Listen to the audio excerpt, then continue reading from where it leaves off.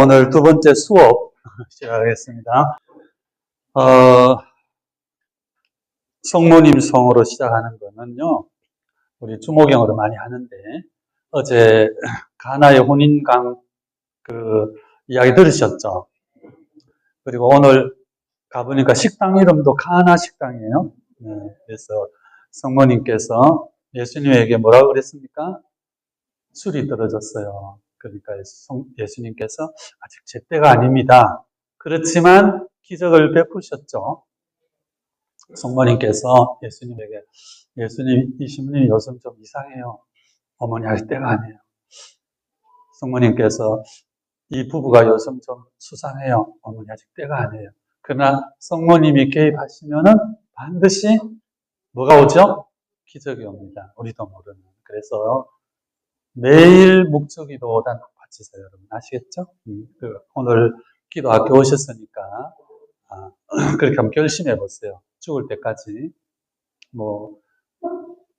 하느님이 부르시면 당장이라도 가고, 하느님께서 늦게 부르시면 30년 뒤라도 가겠지만은, 그때까지 매일 목적기도 오단하겠다 하면 결심해 보세요. 아시겠습니까?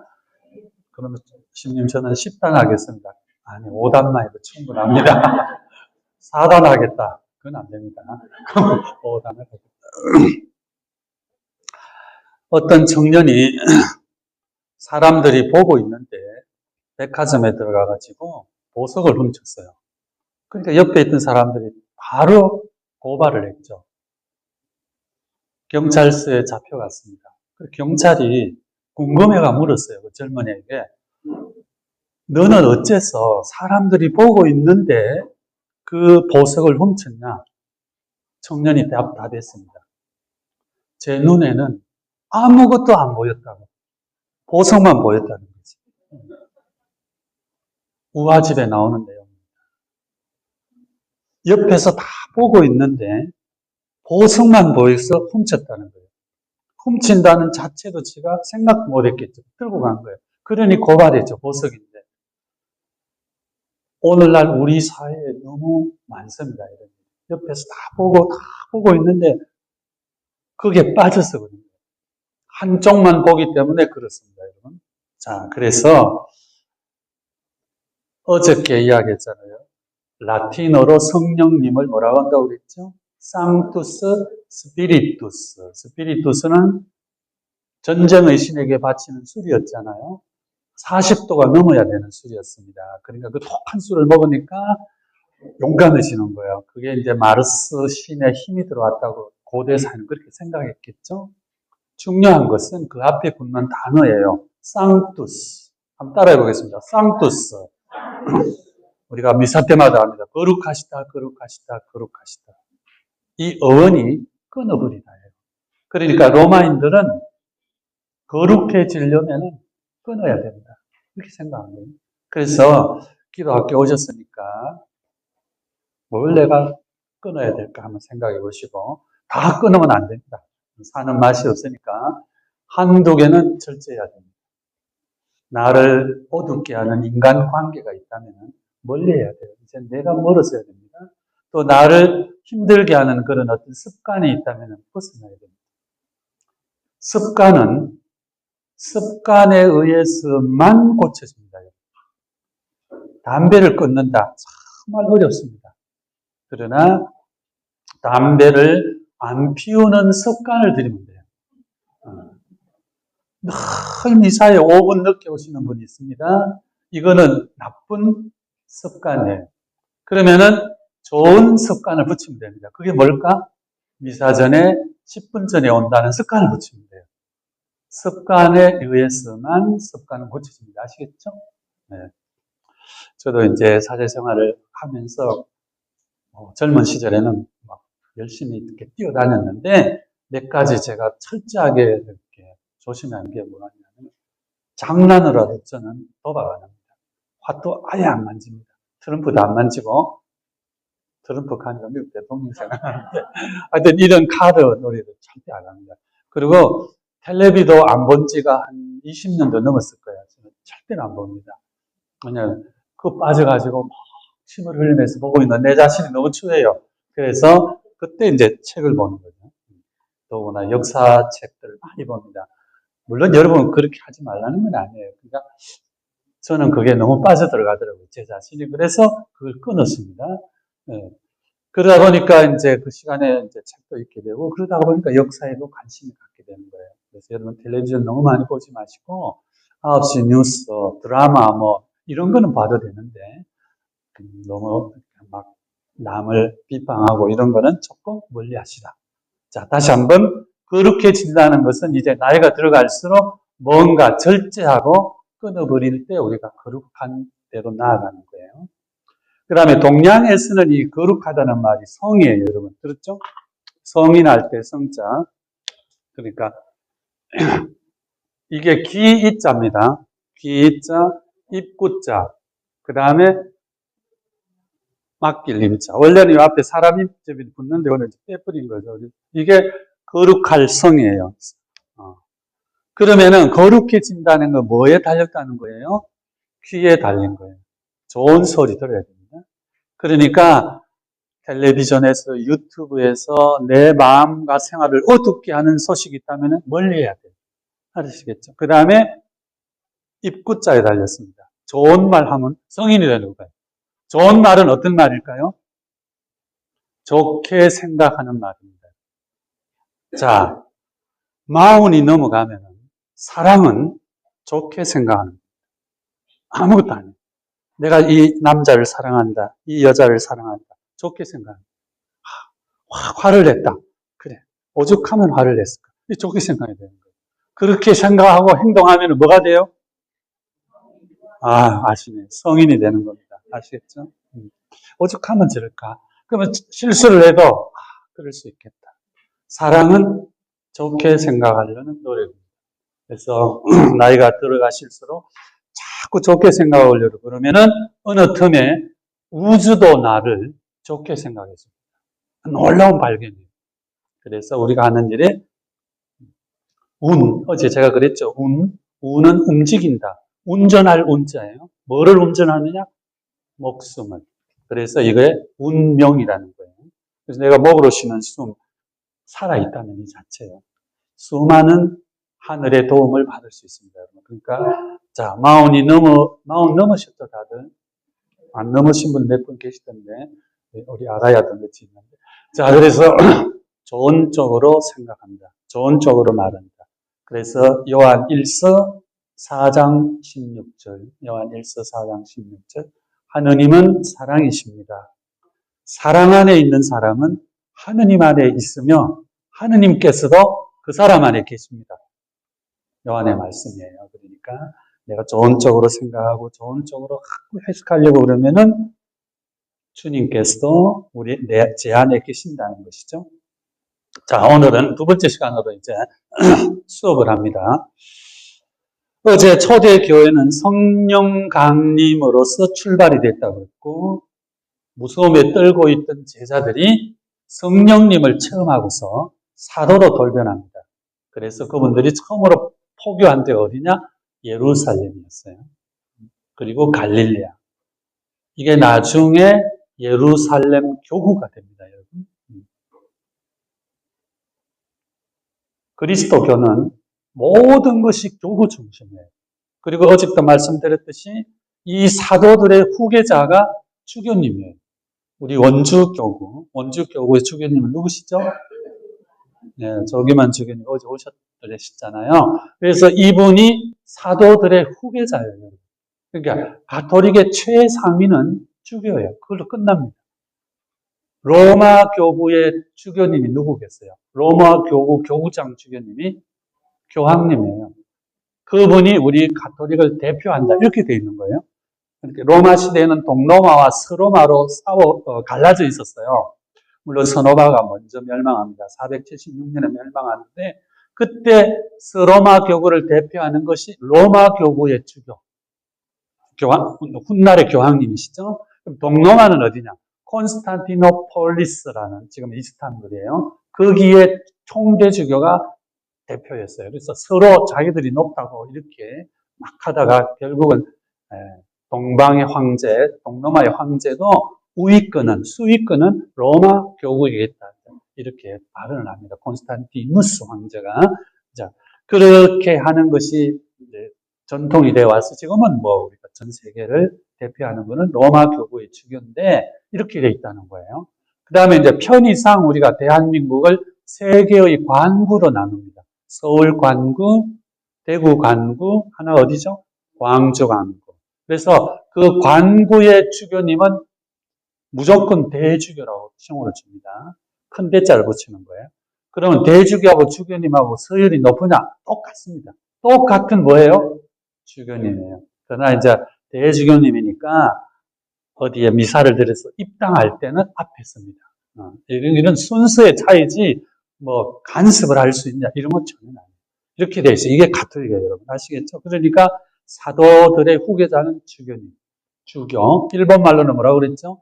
시교사나 교회를 리드한다. 사령관 할 때 그 사자로 그랬습니다. 그리고 이제 이 주교님이 할 수 없으니까 자기 보조자를 파견하는 거예요. 이 보조자가 누구라고 그랬죠? 신부입니다. 그래서 여기 베론 성지에도 원래 이 길을 삼어가야 할 분이 조그만 주교님이신데 바쁘시니까 보조자를 파견하신 거예요. 그래서 인사를 명령을 내리고 이렇게 되어 있다는 겁니다. 자, 그래서 사도들이 처음으로 예루살렘과 갈릴레아 지역에 포교를 하면서 여기에 예루살렘 교구가 서게 됩니다. 그 다음에 이제 베드로의 제자였던 마르코가 이집트로 건너가셔요.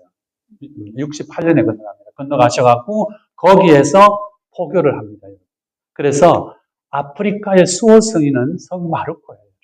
그래서 거기에 이제 어저께도 말씀드렸듯이 가장 큰 도시가 알렉산드리아라는 도시였거든요. 그래서 이게 두 번째로 알렉산드리아 교구가 나타납니다. 이게 이제 동남아의 큰 교구였고 가장 신도수가 많았어요. 그리고 여기에서 이제 조금 이따 나옵니다만은 그 유명한 아리우스라는 분이 여기 출신이에요. 이분이 이제 이단이 나오죠. 그래서 동로마를 막 완전히 쑥대밭으로 만듭니다. 그래서 나중에 이제 콘스탄티누스 황제가 이거 안 되겠다 해서 최초로 325년에 밀라노라는 데에서 공예를 소집합니다. 니케아라는 데서 공예를 소집합니다. 조금 이따 할 거예요, 제가. 자, 이렇게 알렉산드리아 교구예요. 그래서 이제 600년대에 가면은 무슬림이 등장합니다. 아프리카 전역에. 이 무슬림은 알다시피 무하마드라는 사람이 출발할 거예요. 이것도 제가 할 겁니다. 그러면 이 무슬림들이 들어와서 어디 이집트 전역을 정복해 들어가요. 그러면 무슬림들은 성상은 다 파괴해버려요. 그래서 무함마드의 초상은 없습니다, 여러분. 글자만 이렇게 써 있거든요. 그래서 마르코 성인의 유해를 부수면 어떨까? 깨면 어떨까? 그래서 베네치아 상인들이 이집트로 가가지고 성 마르코 성인의 유해를 훔쳐옵니다. 유해를 훔쳐오면서 600년대입니다. 700년대구나. 훔쳐오면서 무슬림들은 돼지고기를 싫어해요. 그래서 돼지고기 속에다가 유해를 숨겨가지고 어디로 옵니까? 베네치아로 옵니다. 베니스, 영어로 베니스예요. 그래서 여러분 혹시 베네치아 가보신 분 계시죠? 그 가면은 거대한 성전 이름이 무슨 성당? 성 마르코 성당. 바로 마르코 성인의 유해를 거기에 모셨기 때문에 그런 겁니다. 그래서 다행히 마르코 성인의 유해가 베네치아에 모실 수가 있었어요.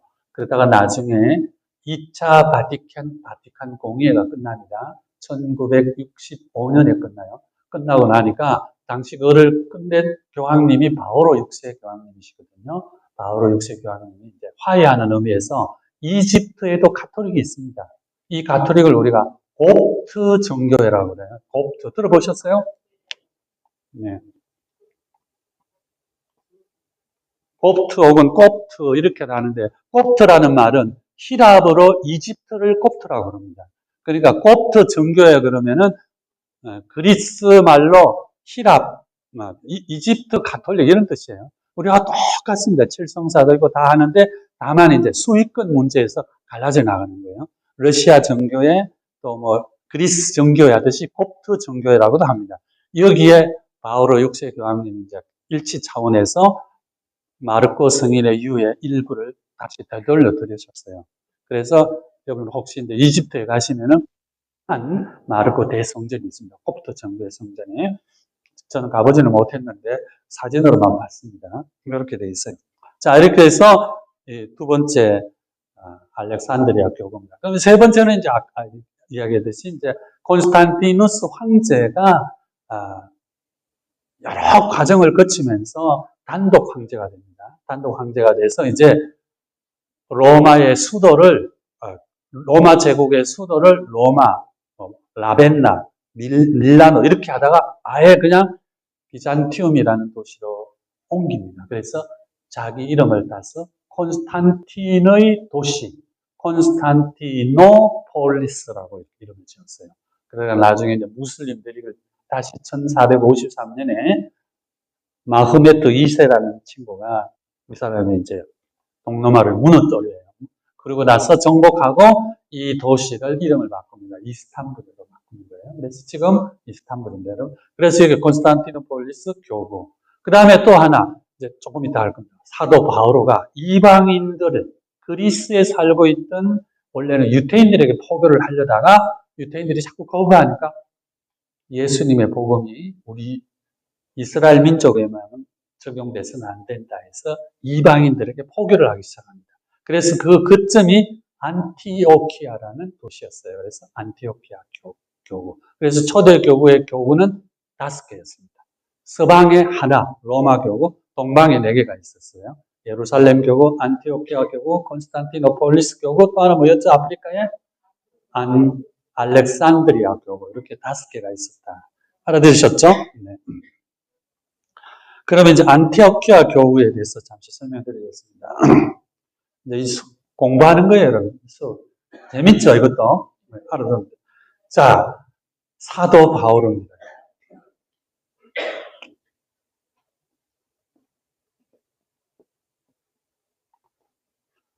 사도라는 명칭은 예수님의 직제자에게만 붙여집니다.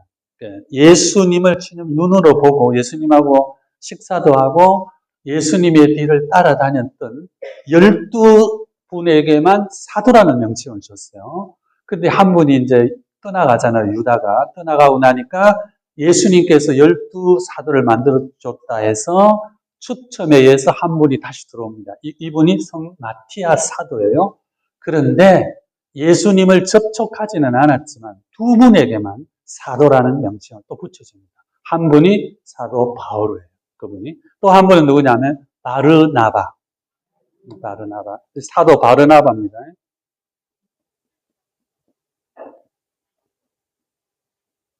자, 바르라는 말은 아들이라는 뜻이에요. 그래서 나바의 아들 이런 뜻이에요. 나바는 뭐냐? 위로라는 말이랍니다. 그래서 위로의 아들 별칭이에요. 원래 이름은 요셉이죠. 조셉입니다. 자, 그래서 성경에 보면은 바르다살, 발다살 그러죠? 바르티메오, 티메오의 아들입니다. 바르똘로메오, 똘로메오의 아들이에요. 그렇게 되어 있어요. 아시겠죠? 누구의 아들? 김영수의 아들이다 이러면 바르 김영수, 바르 이영수 이런 겁니다. 자, 그래서 바오로 사도는 여러분도 알다시피 튀르키예 지금의 터키 출신이에요. 그러니까 이방 지역에서 태어난 열렬한 유태인이었습니다. 그리고 지파가 베냐민 지파였어요. 그러니까 베냐민 지파가 이제 12지파에 11번째에 속한, 12번째에 속하잖아요, 막내. 그래서 그 베냐민 지파의 최고의 뛰어난 인물이 이스라엘의 첫 번째 임금 사울입니다. 그러니까 이분의 이름은 사울이었어요. 그런데 이제 그 당시 활동할 때가 아까 어제도 말씀드렸듯이 전 그 지중해 연안에 공용되는 용어가 그리스 말이었어요. 히랍이었어요. 그래서 그리스 사람이지만 히랍 이름을 갖고 있는 거예요. 그 히랍식 이름이 바울이었습니다. 발음이. 그러니까 이름이 2개 가지고 있었던 거죠. 한국 사람이 미국에 가가지고 활동하고 미국 국적을 취득하다 보면은 또 미국 이름도 가질 수 있잖아요. 그죠? 그와 같이 똑같은 겁니다. 이렇게 생각하시면 돼요. 그래서 이제 철저한 유대인이었기 때문에 유대인은 이스라엘 민족은 유일신이에요. 여러분. 자, 이거 참 우리가 피할 수 없는 그런 어떤 단어예요.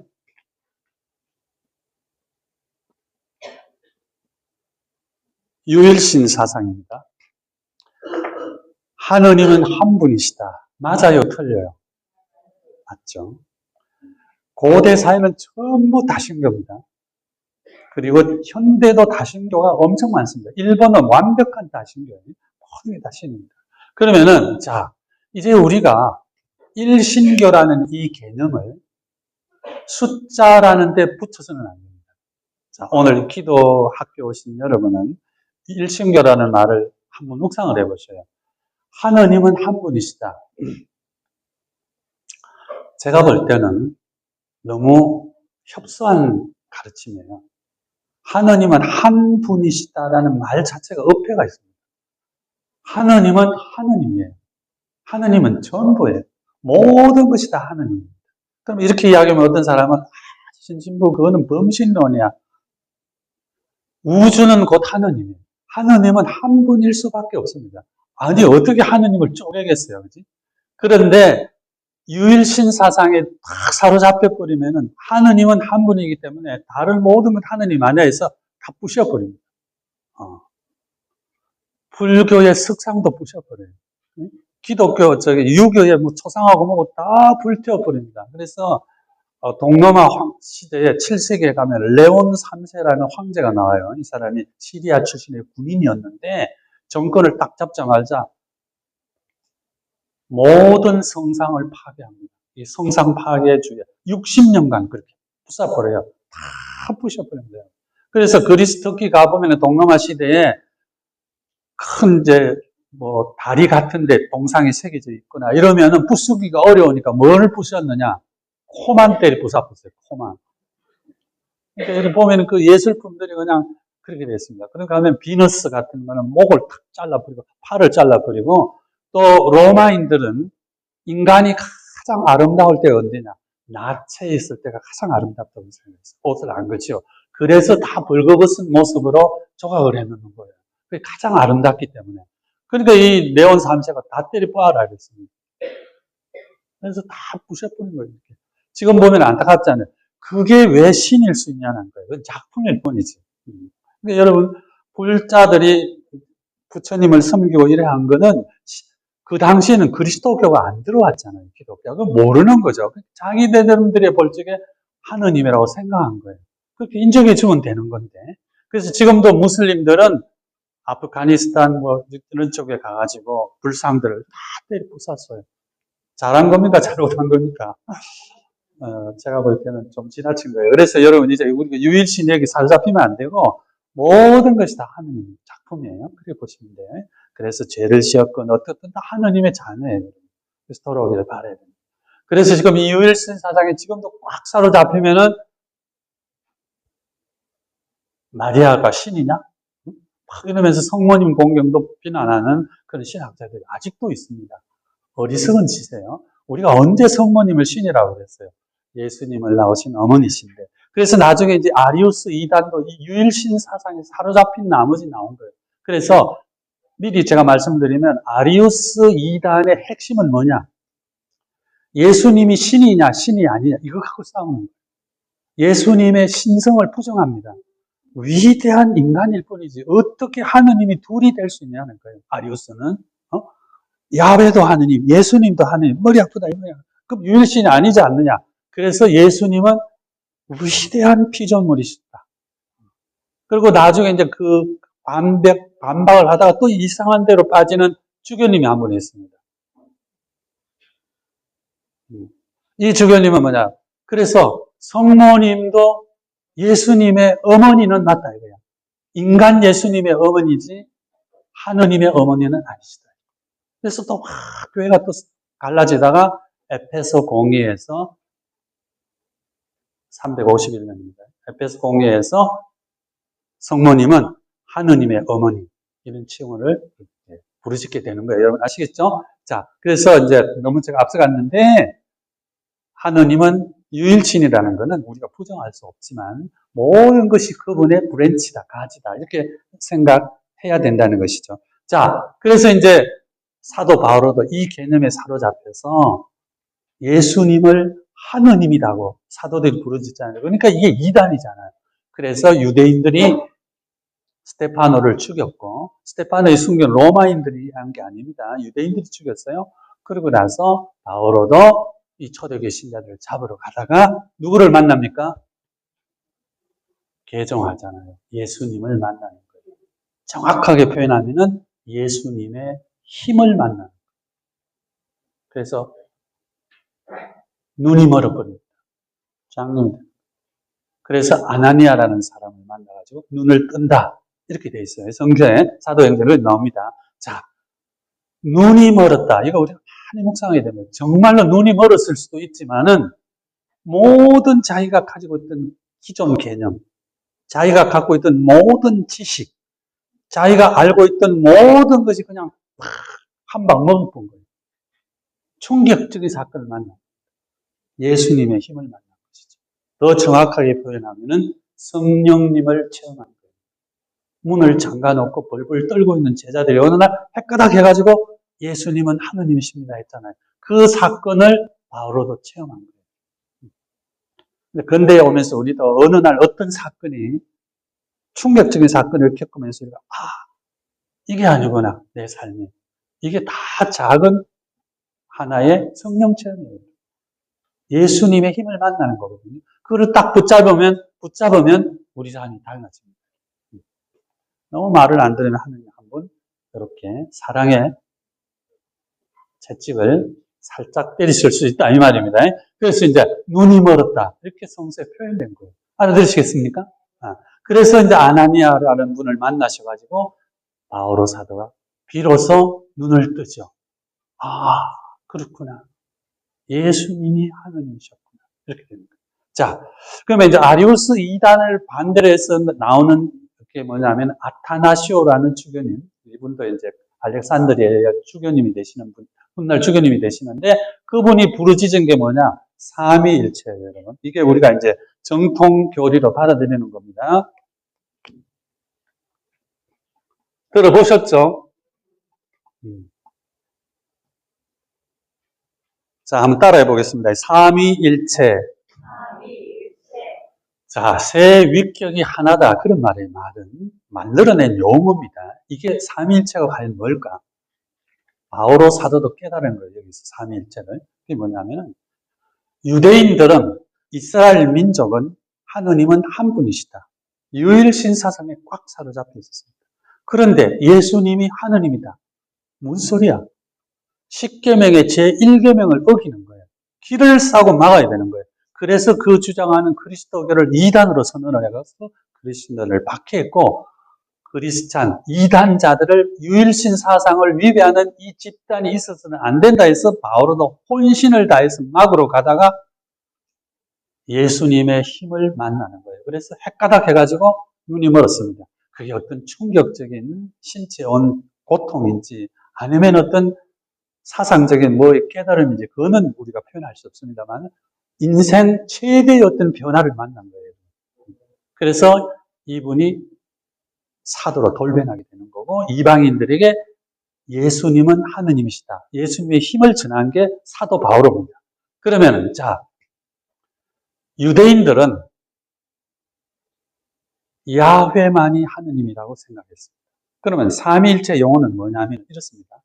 자 하느님의 세 번째 표현이에요. 하느님께서 유대인들에게 첫 번째 당신 모습을 드러내신 겁니다.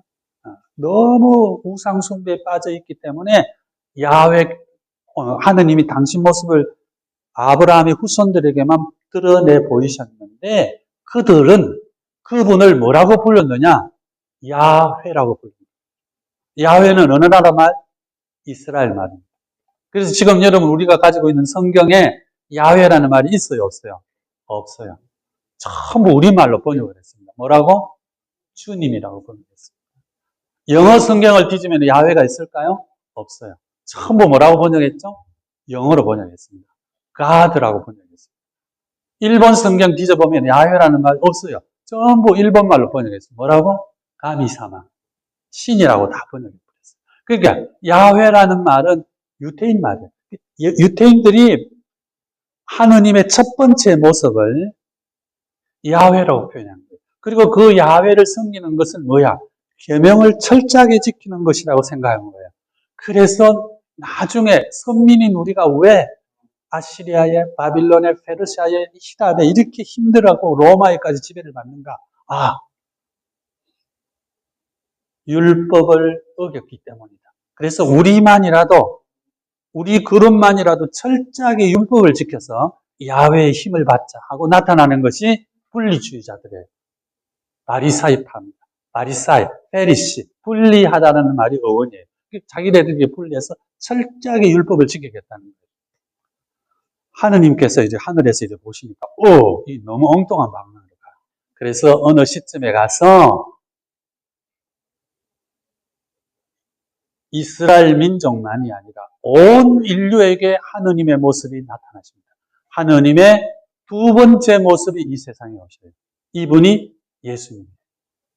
사람의 모습으로 오셨습니다. 사람의 모습. 그러니까 어머니가 계신 거예요. 성모 마리아를 어머니로 해서 오신 거예요. 그리고 사람의 모습으로 오셨으니까 사람의 모습으로 또 다시 돌아가셨습니다. 그래서 그거를 우리가 뭐라고 표현하냐? 성부 오른편에 가셨다는 거예요. 그러자 하느님의 세 번째 모습이 오십니다. 세 번째 모습을 우리는 뭐라고 불러요? 성령님이라고 부르는 거예요. 하느님 세 번째. 하느님의 네 번째 모습은 아직 안 왔습니다. 한 분 하느님의 세 번째 모습을 성령님이에요. 하느님께서 당신 모습을 인류에게 몇 번 드러내셨다? 세 번 드러내신 거예요. 이게 뭐예요? 삼위일체예요. 알아들으시겠죠? 이게 우리 가톨릭의 교리예요. 그러니까 하느님의 두 번째 모습으로 오신 이 예수님, 인간의 모습으로 오신 거예요. 그래서 논란이 많은 거예요. 그래서 아까 이야기했잖아요. 아리우스라는 신부님입니다. 아리우스가 너무 멋쟁이 신부였어요. 그래가지고 이제 어떻게 우리 유일신사상에서 예수님 그래 신적인 능력을 지니고 기적도 했지만은 하느님은 아니시지 않을까? 위대한 분이 아니실까? 이렇게 해서 아리우스 이단이 떨어지는 거예요. 그래서 나중에 니케아 공예입니다. 325년에 하도 이게 갈라지니까 콘스탄티누스 황제가 모든 주교를 다 불러가지고 니네들끼리 해결해봐. 거기서 정통 교리가 나오는 거예요. 예수님도 하느님, 야훼도 하느님, 성령님도 하느님. 이렇게 삼위일체 이론이 여기에서 결정이 되는 겁니다. 자, 따라하세요. 325년 니케아 공예. 네, 라틴어로는 니체아 공예라고 그러는데, 자, 이게 이제 최초의 공예였습니다. 이제 사도 바오로가 이렇게 해서 그리스 지역으로 들어가가지고 포교를 하는데, 그쯤이 안티오키아라는 도시였다. 자, 그러면 이제 히랍 대제국을 건설한 사람은 알렉산드로스라는 사람입니다. 알렉산드. 여러분 많이 들어보셨죠? 네, 히랍 사람이에요. 더 정확하게 말하면 지금 그리스 위에 있는 마케도니아라는, 지금 이제 북마케도니아라고 이렇게 이야기하는데, 그 마케도니아 출신입니다. 그렇게 와가지고 이분이 이제 지금의 이란의 전신이 페르시아거든요. 페르시아의 전신이 바빌론이고 이렇게 되는데, 이 페르시아하고 전쟁을 해가지고 페르시아를 이깁니다. 그래서 페르시아를 다 정복하고 인도까지 쭉 정복해 내려가고 이집트까지 정복을 해요. 그러다가 아주 젊은 나이에 죽습니다.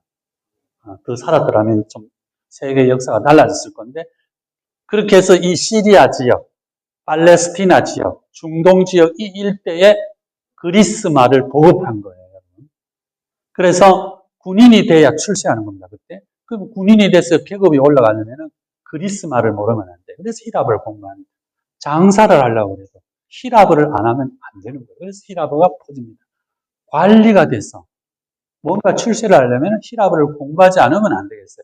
그래서 히랍어가 대세가 되기 때문에 예수님의 제자들도 예수님의 힘을 체험했잖아요. 소경이 눈 뜨는 걸 보고 예수님이 하느님이시구나. 이거를 선포하려니까 복음서를 집필하는데 그 복음서를 그리스 말로 쓸 수밖에 없어서 그리스 말로 표현한 거예요. 자, 그래서 알렉산드로스 대왕이 돌아가시고 죽고 나서 이 대제국이 크게 네 군데로 갈라지는데 팔레스티나 지역은 두 개로 갈라집니다. 그래서 지금의 시리아, 다마스쿠스가 있는 그 시리아, 페르시아 이 지역은 셀레우코스라는 사람이, 그냥 들어만 두세요. 셀레우코스라는 사람이 정권을 잡고 이집트, 곡창지대거든요. 이 이집트에는 프톨레마이오스라는 장군이 접수를 해봅니다. 이렇게 해서 이제 프톨레마이오스. 그래서 이제 이 프톨레마이오스는 히랍 사람이잖아요. 그치? 나중에는 이집트 사람들이 피가 섞이면 안 된다 이래서 자기 자녀들끼리 계속 결혼을 시켜요. 그래서 왕은 전부 그리스 사람이었습니다. 그리고 이집트 사람은 왕은 바로 신으로 그렇게 받아들였어요. 그래서 프톨레마이오스의 마지막 왕이 누구냐면은 그 유명한 클레오파트라 13세입니다. 아시겠죠? 네. 코가 좀 낮았으면 어쩌고 하는 정통 유전자 피는 전부 히랍인이었어요. 이집트 피가 안 섞였습니다. 이렇게 한 게 프톨레마이오스 왕조였고, 셀레우코스는 이제 본토 여자하고 결혼해서 이렇게 했는데, 이 프톨레마이오스 셀레우코스의 아버지가 안티오코스입니다. 그래서 자기 아버지의 이름을 따서 만든 도시가 안티오키오라는 도시였고, 이 신흥 도시니까 박해를 피해서 예루살렘 신자들이 전부 안티오키아에 몰리다 보니까 안티오키아 교구가 커지는 거고, 거기에 살던 사람들, 신도시니까 막 사방에서 몰려왔잖아요. 쟤들, 저 그리스도라고 하는 십자가에 달려 죽은 그 그리스도를 추종하는 사람들 아니야? 그게 크리스티안입니다. 영어로 하면 크리스찬. 우리 크리스찬이라고 그러잖아요? 네, 크리스찬이라는 말은 그리스도를 모방하는 자, 직역하면 그렇습니다. 그래서 우리가 크리스찬이에요. 누구를 모방하죠? 예수님의 삶을 모방하는 거예요. 좀 이따가 이제 합니다. 그것도. 자, 이렇게 해서 이제 로마 교구, 알렉산드리아 교구, 이집트, 그 다음에 시리아, 무슨 교구? 안티오키아 교구, 또 마지막 하나, 예루살렘 교구, 그리고 이제 동로마의 수도 콘스탄티노폴리스 교구. 이렇게 5교구가 로마 시대의 교구로 있었고 더 커지지 않았어요. 왜? 더 분할이 주질 않았어요. 이렇게 해가 쭉 오다가 이제 시련을 당하게 됩니다. 그 이야기를 하는 거예요. 64년입니다. 네, 적어놨어요. 네로 황제가 박해를 시작합니다. 어제도 말씀드렸죠? 불이 났어요. 로마 시내에. 장장 5일간 불이 탑니다. 뭐 소방시설 약해서 그렇겠죠. 그러니까 3분의 1이 불타버렸어요. 그래도 부자들은 나름대로 큰 저택을 가지고 있으니까 뚝뚝 떨어져 있는데 가난한 사람은 다다다닥 붙어 있잖아요. 이게 다 타버린 거예요. 그러니까 분노가 폭발하니까 이 방향을 틀기 위해서 네로와 그 측근들이 누가 불을 질렀다? 크리스찬들이 불을 질렀다. 이래서 박해를 시작합니다. 그렇게 심하지는 않았어요. 그러나 그렇게 해서 이제 공포 정치로 들어가게 되는 거죠. 이렇게 해서 바오로와 베드로 사도가 순교하게 됩니다. 그러다가 67년에 순교를 합니다. 두 분은. 기록은 그렇게 되어 있습니다. 그리고 이제 68년에 네로가 자살을 합니다. 그래서 이제 박해가 끝나게 되죠. 그러고 나서 18개월 동안에 4명의 황제가 등장합니다. 전부 군인들이에요. 네로는 이제 정통 왕조 출신이었는데 네로가 딱 죽고 나니까 그 측근들이, 근위병들이 서로 치고받고 하면서 뭐 갈바라는 사람 누구 이러면서 1년 반 동안에 4명의 황제가 등장합니다. 그러다가 이제 70년은 뭐냐면은 들어보셨는지 모르겠어요. 티투스라는 장군이 70년은 예루살렘 정복한 사람이에요. 68년부터 유대인들이 독립운동을 합니다. 그래서 이제 유대인들은 이 로마의 압제에서 끝까지 반항을 했어요. 왜냐하면 자기네들은 그 정통 신앙이 있으니까 하나로 뭉쳐집니다. 그래서 로마 시대에 예루살렘 이런 데는 젤롯이라고 들어보셨죠? 열혈당원으로 번역되면 젤롯이라 해서 작은 칼을 갖고 이렇게 다니다가 로마에 빌붙거나 로마에 붙어서 사는 관리들은 모르게 뒤에서 찌르는 자객이 암살단이었어요. 이게 젤롯 당원이었어요. 그 젤롯 당원 중에 한 사람도 예수님의 제자가 돼요. 누구죠? 시몬이에요. 왜? 예수님의 그 힘, 그걸 이용해서 로마를 무너뜨리려고 한 그래서 이 젤로타운들도 들어오는 거예요. 기적을 일으키고 죽은 자를 살리니까 와, 저 예수님의 슈퍼 에너지, 초월적인 저 힘을 이용을 해서 하면은 로마와 싸울 수 있잖아요. 5천 명을 먹인 그 기적을 보고 우와, 군량 및 걱정은 없겠다. 예수님 편에 묻는 거예요. 그런데 예수님이 험하게 십자가에 달려 돌아가시는 거예요. 충격을 받겠어요, 안 받겠어요? 받은 거예요. 그런데 이런 사람들이 사도로 돌배는 거예요. 이게 이론적으로 가능하냐 말이에요. 엄청난 충격을 받는 사건을 체험하지 않고서는 불가능합니다. 성령 체험을 한 거예요. 그 개인적인 거예요. 그래서 이제 70년에 이 사람들이 모여가지고 싸우다가 로마 군인에게 치니까 예루살렘에 다 들어가가지고 마지막 저항을 하는데 이 티투스라는 장군이 그 예루살렘 성전을 불질러 봅니다. 그리고 돌 위에 돌이 얹혀있지 않을 만큼 확 싹쓸이를 내버려요. 한 사람도 남겨두지 않고 전부 다 죽여버립니다. 이렇게 해서 끝내버리는 거예요. 그러나 그 중에서도 살아남은 사람들, 물론 옆에 있던 주민들이 이제 다른 데서 피신해가지고 그래도 저항을 하지만은 이미 꺾여버립니다. 이렇게 해서 70년이 유대 전쟁이 막을 내린 겁니다. 이거를 이루었던 사람이 티투스라는 사람이에요. 그래서 이 티투스의 아버지가 베스파시아누스라는 사람인데 이 사람이 81년에 네로의 뒤를 잇는 임금이 됩니다. 물론 그 앞에 이제 짧게 석 달도 하고 6달도 한 그런 군인 황제들이 있습니다. 그 사람을 제끼고 베스파시아누스 이러면 그 몰라도 됩니다. 자, 이렇게 해서 81년도에 이제 다시 로마가 안정세로 들어갑니다. 베스파시아누스라는 사람이 정치를 편안하게 해요. 그리고 이 베스파시아누스가 원형 곡장을 짓기 시작하는 거예요. 콜로세움이라는 거 그걸 짓기 시작하고 그리고 베스파시아누스가 죽고 나니까 누가 티투스가 임금님으로 들어오게 됩니다. 여러분. 왕으로 들어. 미안합니다. 자, 요 81년은 여기 아니고 자, 도미티아누스.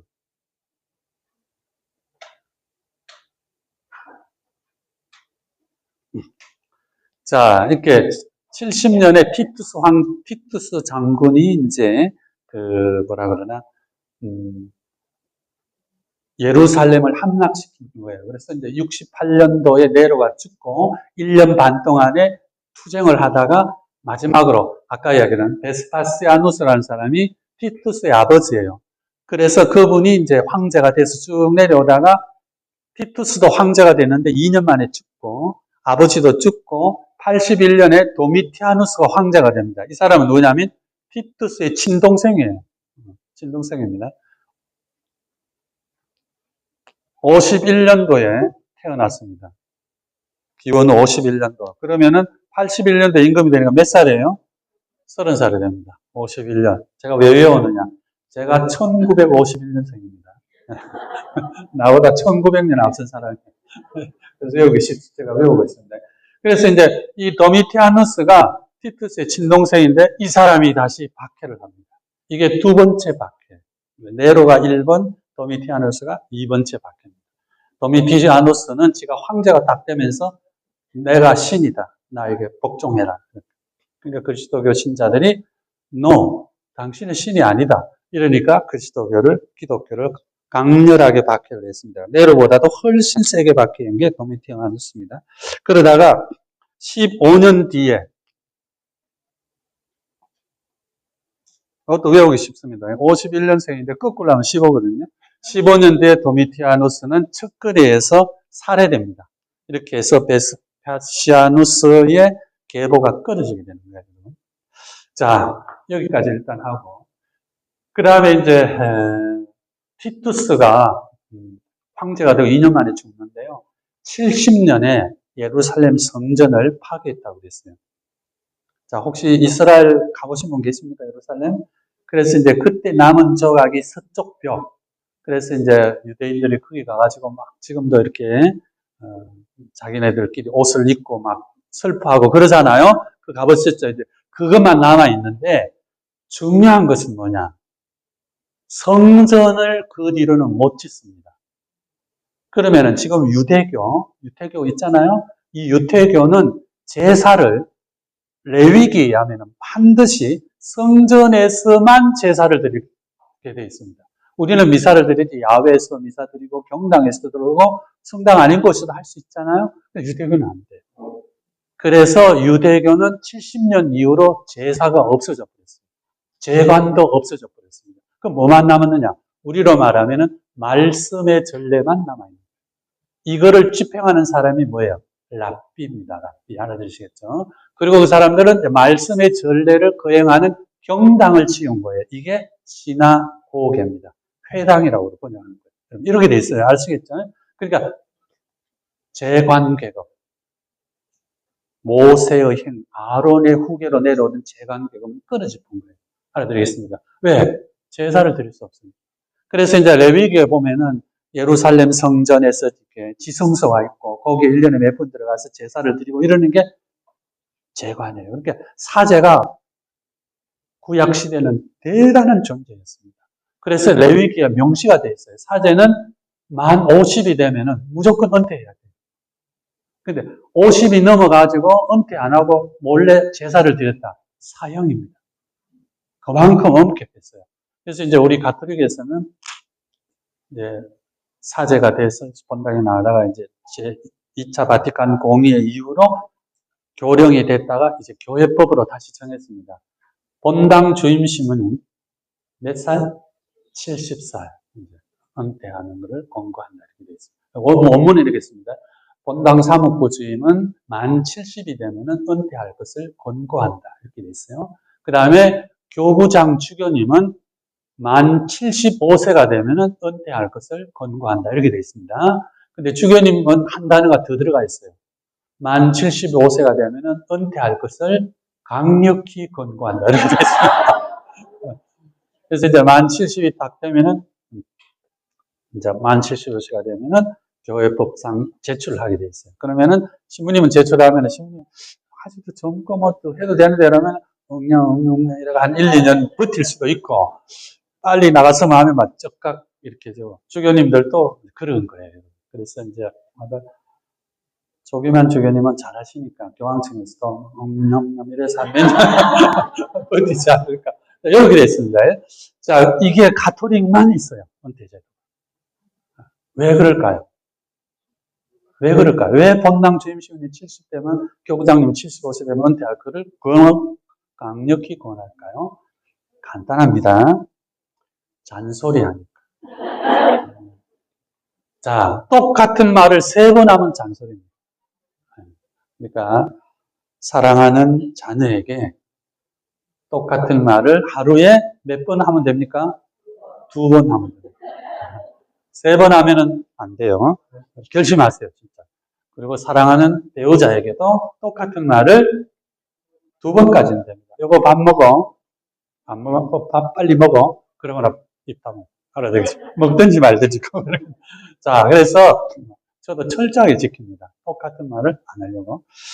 다른 식으로 표현할 수는 있겠습니다. 그래서 나이가 들어간다는 건 아까도 제가 첫 시간에 말씀드렸듯이 역사를 외면하면은요, 계속 자기를 주관합니다. 내가 누군데. 가장 위험한 발상이에요. 내가 누군데. 누구긴. 다른 사람 다 이러는 거예요. 아시겠어요? 근데 역사를 쭉 공부하고 수많은 사건들을 보면은 나보다도 훨씬 위대했던 사람들이 때를 잘못 만났어. 지도자를 잘못 만났어. 어디에 연유가 돼서 무참하게 죽는 장면을 많이 봐요. 그에 비하면은, 이게 뭐예요? 너무너무 감사해야 되는 것들이 많은 거예요. 그래서 감사의 시각으로 들어가면은 삶이 참으로 풍요롭습니다. 그래서 오늘 아침 일어나셔서 예수님 감사합니다. 성모님 감사합니다. 하셨죠? 네. 하시면은 삶이 밝아 보입니다. 자, 그 다음에 이제 81년도에 도미티아누스까지 했습니다. 이렇게 해서 로마가 쪼르르르 갑니다. 로마 제국이 가다가 235년입니다. 이제 건너뛰는 거예요. 여기에서 이제 오현재 시대라면서 아주 평화스러운 시대가 쭉 가다가 235년에 군인 황제 시대가 옵니다. 들어보셨어요? 안 들어보셨으면 지금 들어보신 겁니다. 235년이 로마의 쇠퇴입니다. 그래서 우리가 이제 3세기의 위기라고 합니다. 이 뒤로 로마가 못 일었어요.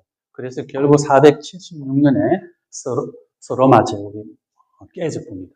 깨져버리고 동로마는 살아남죠. 그래서 이제 둘이가 갈라지는데 이때 이제 군인 황제 시대가 돼요. 그래서 막시미아누스, 그냥 뭐 들어두세요. 막시미아누스 크라쿠스라는 친구가 이제 등장합니다.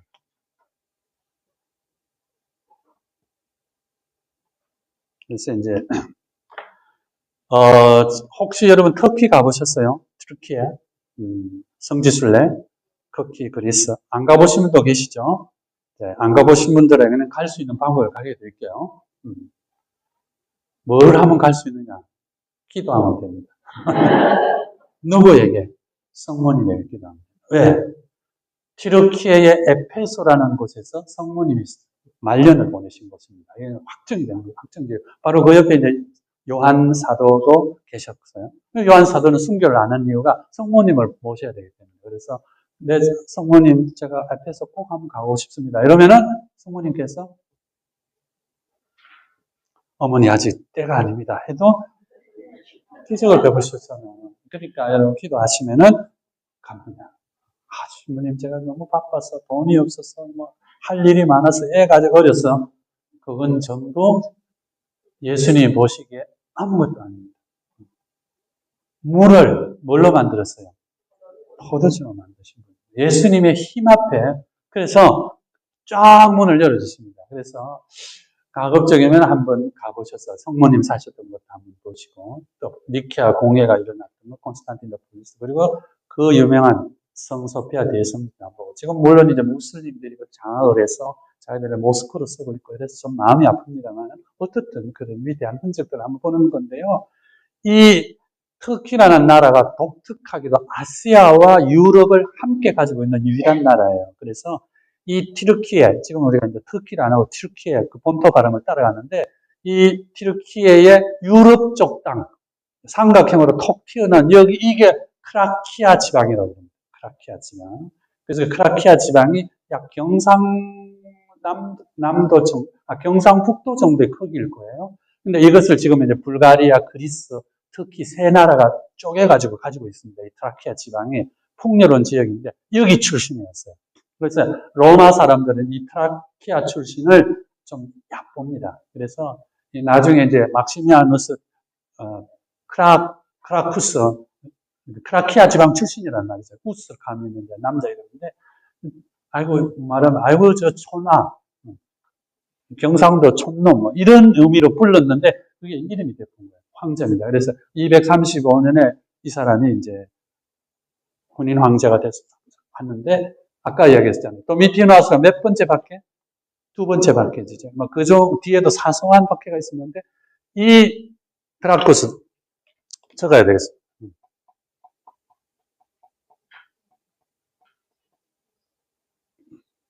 막시미아누스입니다. 자, 서양말에 N자가 들어가면은요, N자가 들어가면은 제2라는 뜻이에요, 여러분. 예를 들어서, 로마에서 가장 위대한 가문은, 가장 뛰어난 가문은 율리우스 가문이에요. 왜냐하면 율리우스 체사르라는 사람이 최초에 말하자면 재정을 시작했어요. 그리고 율리우스 체사르의 양아들이 옥타비아누스라는 사람인데, 이 사람이 로마의 초대 황제가 됩니다. 그 유명한 아우구스투스가 이 사람이에요. 그리고 이 사람이 로마 황제로 있을 때 예수님이 탄생하셨거든요. 그래서 그 가문이에요. 그 가문이 율리우스 가문이 최고의 가문이라서 이태리 말로는 율리오입니다. 그래서 율리오라는 이름이 너무 많은 거예요. 그래서 작은 율리오, 율리아노, N자가 들어가는 거예요.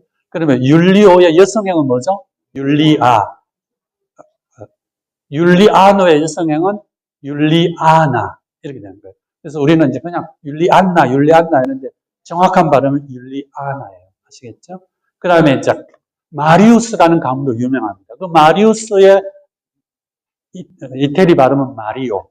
마리오의 여성형은 마리아. 거기에 작은 마리오, 마리아노, 마리아나 이렇게 됩니다.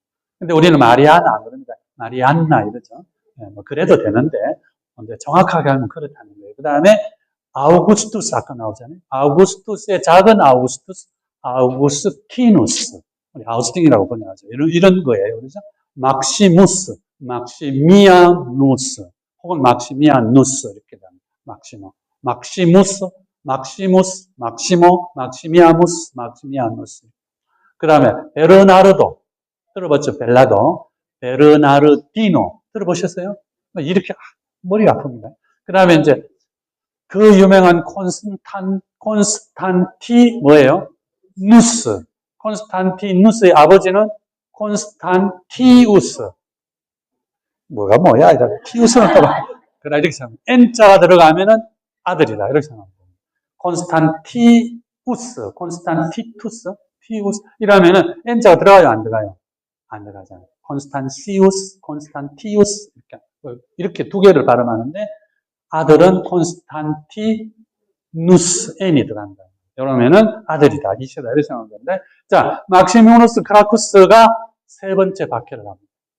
제가 이제 군인 황제가 딱 시작하면서 그리스도교 신자들이 너무 많은 거예요. 그래서 치기 시작합니다. 그래서 303년에 여기 내가 박해령을 냅니다. 이때 어마어마한 신자들이 죽었어요. 그래서 로마의 박해는 우리가 이제 네로 박해만 생각하는데 네로는 사실 순교자들이 그리 안 많았습니다. 물론 이제 대표격인 베드로와 바오르가 이때 순교하셨기 때문에 네로의 박해를 기억하고, 그 다음에 도미티아누스 황제도 박해를 하긴 했지만은 강도가 높진 않았어요. 그러나 군인 황제가 시작하면서 막시미아누스 크라쿠스 이 친구가 어마어마하게 박해를 해서 우리가 기억하는 그의 많은 순교자들이 이때 순교합니다. 대표적인 것이 304년에 제일 많이 순교해요. 성녀 루치아, 성녀 아네스, 이런 분들이 전부 이때 순교합니다. 그러니까 여기 루치아 성녀 계세요? 12월 13일입니다. 그날 순교하시거든요. 그러니까 우리가 알고 있는 세바스티아노라는 분은 근위대 군인이었거든요. 그래서 막시미아누스가 야, 배교야 임마, 네가 내 밑에 있는 친구가 그러면 안 되지. 아닙니다, 황제님. 저는 예수님을 위해서 순교하겠습니다. 그래서 순교하는 거예요. 이런 최고의 순교자를 많이 낸 게 304년입니다. 자, 이렇게 됐거든요. 그러다가 이 막시미아누스도 크라쿠스도 3년 만에 살해됩니다. 그래서 군인 황제 시절이 언제까지냐면은 284년에 군인 황제 시절을 종결시키는 황제가 나옵니다. 자, 그래서 284 빼기 235 하면 몇 년이에요? 네. 49년 가니까 또 기억나는 게 있죠. 어제 했죠. 587년에서 538년. 그러니까 바빌론의 포로로 끌려간 게 또 49년 있잖아요. 그래서 284년에 새로운 황제가 등장을 합니다. 그래서 49년 동안에 무려 황제가 몇 명이 교체가 되느냐? 16명이 교체가 됩니다. 전부 다 살해됩니다. 네, 디오클레티아누스입니다. 네. 들어보셨어요? 안 들어봐도 됩니다.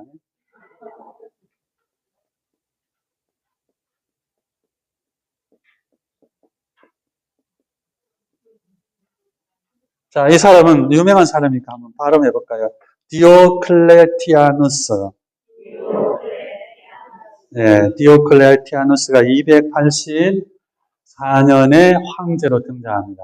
물론 그 앞에 사람도 역시 살해돼요. 살해되니까 디오클레티아누스가 역시 근위대 대장이었습니다. 그래가지고 황제가 딱 들어서는데 이 친구가 이제 주변을 정리하면서 303년에 박해령을 내리고 304년에 루치아 성녀님, 아네스님, 많은 분들이 순교를 하게 됩니다. 그러다가 이 사람이 이제 로마를 내등분을 해요. 이게 그 유명한 사두 정치입니다. 들어보셨어요? 네. 자, 지금 제가 이 이야기 하는 거는 신학교에서 근 1년을 공부하는 겁니다. 두 학기를 지금 1시간 안에 응축하는 거예요. 많이 건너뛰는 겁니다.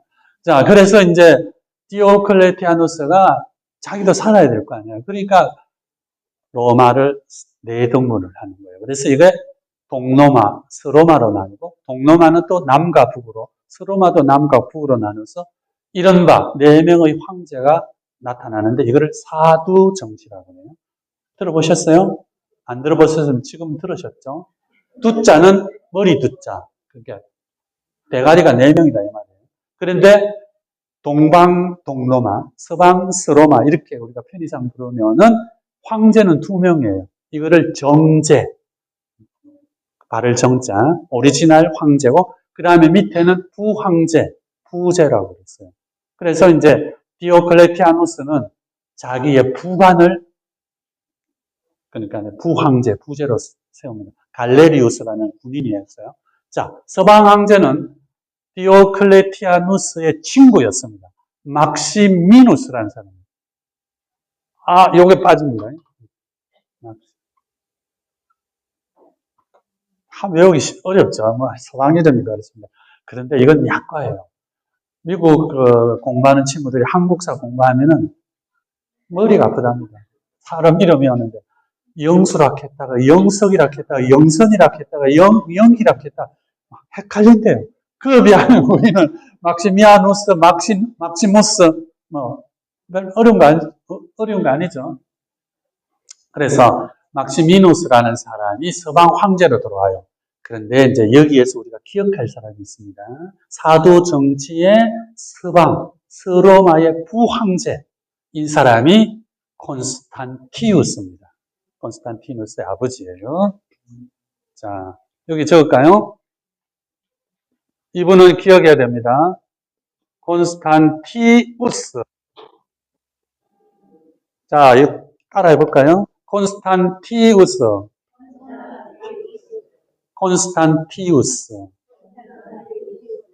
콘스탄티우스의 부인이 성녀 헬레나예요.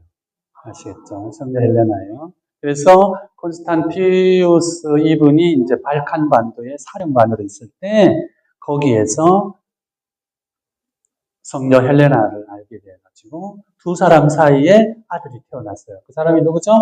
콘스탄티누스. n이 들어가면은 아들이라고 그랬잖아요. 콘스탄티우스, 콘스탄티누스. 외우기 쉽죠? 네. 그런데, 자, 정제.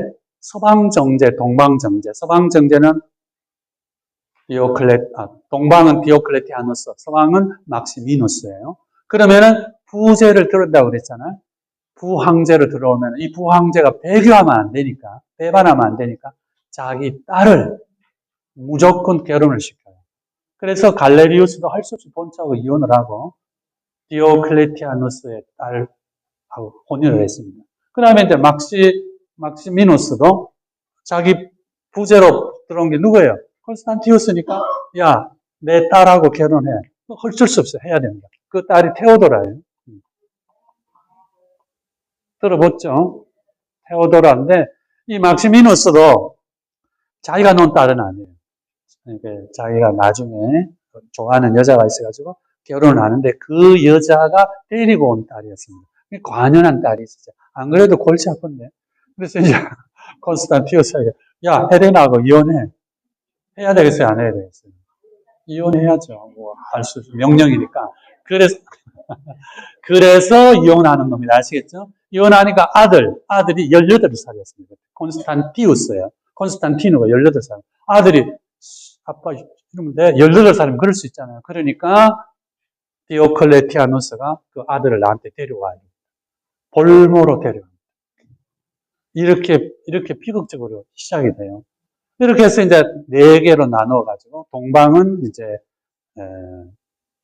다뉴브강이 됐습니다. 다뉴브강 위쪽에 이제 있는 그 고트족들이 계속 쳐들어오니까 갈레리우스라는 사람 거기에 본거지를 두고 서방은 밀라노입니다.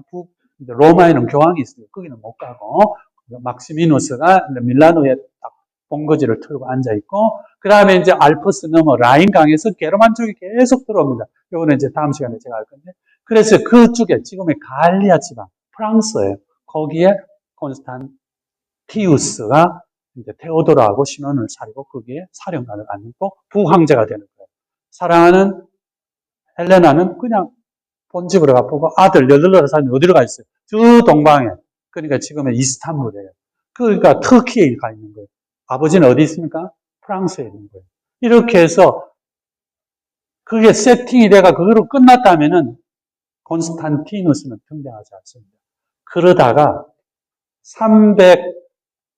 305년에 가가지고 303년에 이제 박해령을 내려가지고 싹 청소를 하고 304년에 어마어마한 박해를 해가지고 크리스찬들을 완전히 조지고 난 뒤에 305년에 디오클레티아누스가 이제 됐다 하면서 물러납니다. 이 사람도 또 대단한 사람이죠.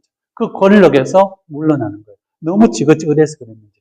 그러면 자기만 물러나는 게 아니라 막시미누스 서방 황제에게 야 너도 물러나. 우리 둘이 물러나고 이 부제를 서방 황제로 올리자는 거예요. 막시미누스가 네 했겠어요? 노 했겠어요? 노 했죠. 그런데도 압력을 넣고 달래고 이러나 어쩔 수 없이 막시미누스가 물러납니다. 그러면은 누가 올라가는 거예요? 콘스탄티우스가 황제로 올라가잖아요. 그지? 황제로. 305년에 탁 올라갑니다. 올라가니까 이제 디오클레티아누스에게 볼모로 가 있던 아들, 이제 24살이 됐잖아요. 그 아들을 데려옵니다. 그렇잖아요. 그리고 거기서 아주 막 용맹무상한 장군이었어요. 그러니까 그리고 자기 혈육이잖아요. 강제로 이혼을 했잖아요. 헬레나도. 그러니까 그 아들을 데려옵니다. 아들이 가겠어요? 안 가겠어요?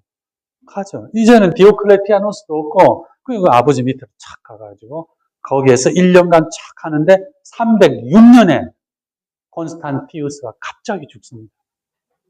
갑자기 죽으니까 그 휘하에 지키던 군인들이 누구를? 그 아들인 콘스탄티누스를 황제로 옹립하는 거예요.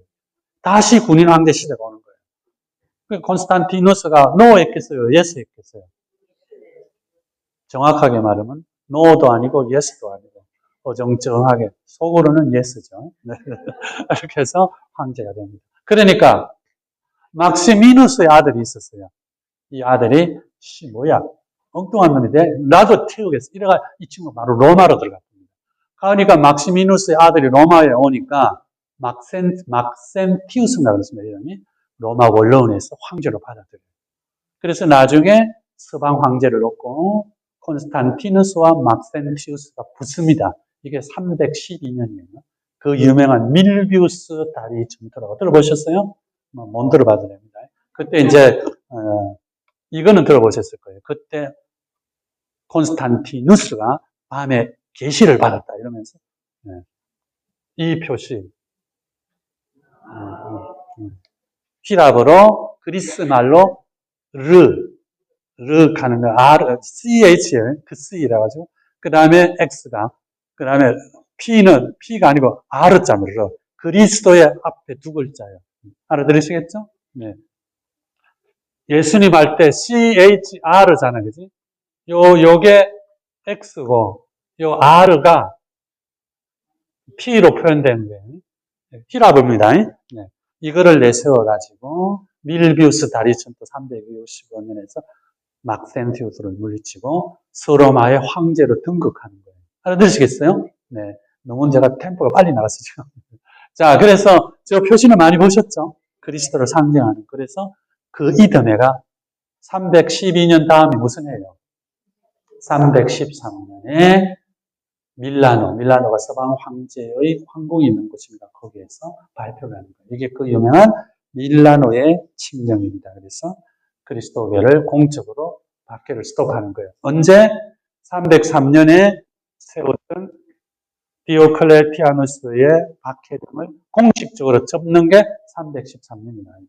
이렇게 해서 이제 스탑되는 거예요. 그러다가 이제 지하에 있던 천주교가 지하에 있던 가톨릭이 지상으로 올라오게 되는 겁니다. 알아두시겠죠? 자, 시간이 많이 됐기 때문에 조금만 더 하고 마칠게요. 이렇게 해서 나중에 누가 등장하느냐. 콘스탄티누스 황제 뒤에 콘스탄티누스는 죽습니다. 그리고 테오도시우스라는 분이 또 등장합니다. 들어보셨어요? 네.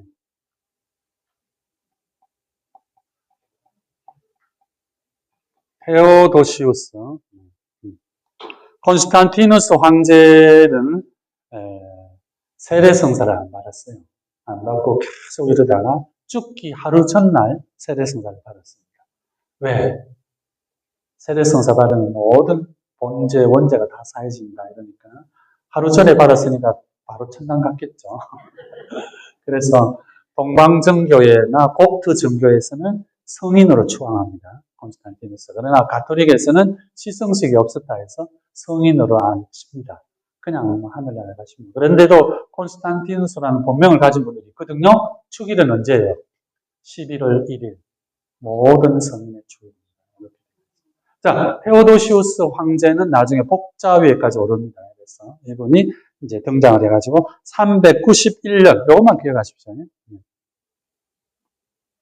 391년에 그리스도교를 로마의 국교로 선언하게 됩니다. 행정법으로. 물론 그 전에도 여러 방법이 있었습니다만 이렇게 해서 이제 그리스도교가 지상에 완벽하게 올라와가지고 오히려 로마 종교를 멸시하는 그런 위치까지 가게 되는 것이죠. 그래서 이제 테오도시우스 황제 시대의 전성기를 맞이하게 되고 이때 이제 그리스도교 경전인 구약 성경과 신약 성경을 뭘로 번역?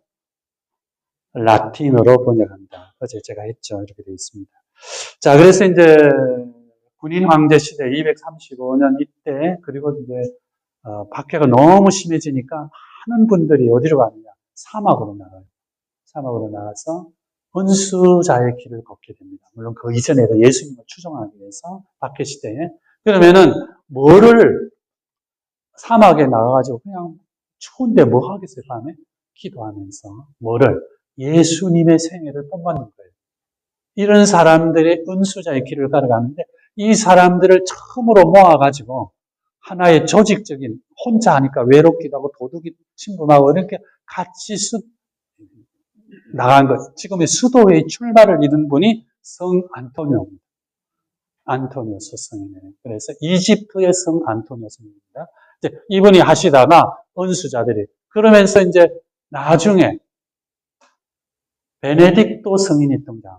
베네딕토 성인이 이제 이 은수자들끼리를 다 모아가지고 그러면 어떻게 하느냐? 규칙서를 만드는 거예요. 이게 베네딕토 성인의 규칙서예요. 그러면서 우리가 이렇게 은수자의 길을 걸어갑니다. 지금 말하는 수도자의 길을 걸어가기 위해서 목표가 있어야 되는 거예요. 그 목표가 뭐냐?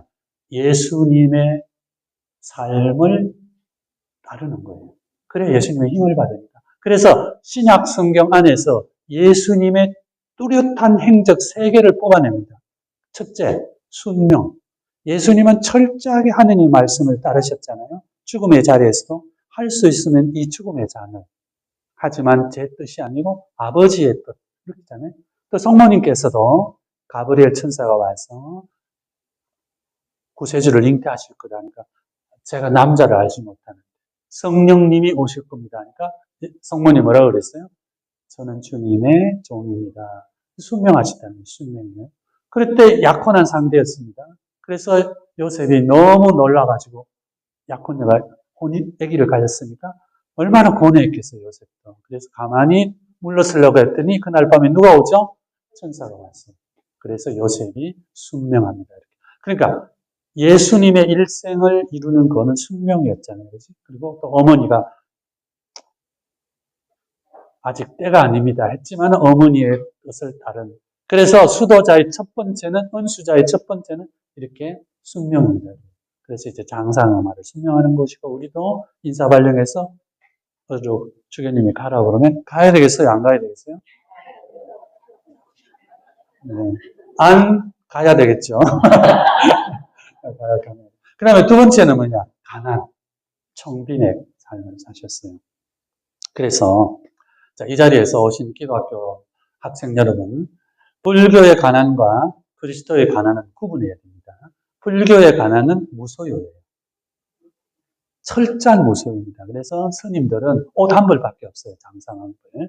그래서 그리고 심지어는 인연도 다 끊어버립니다. 부모님도 끊고. 이거는 불교의 가난이에요. 그러나 그리스도의 교의 가난은 무소유가 아니에요. 소유해야 됩니다. 수도원 부자예요.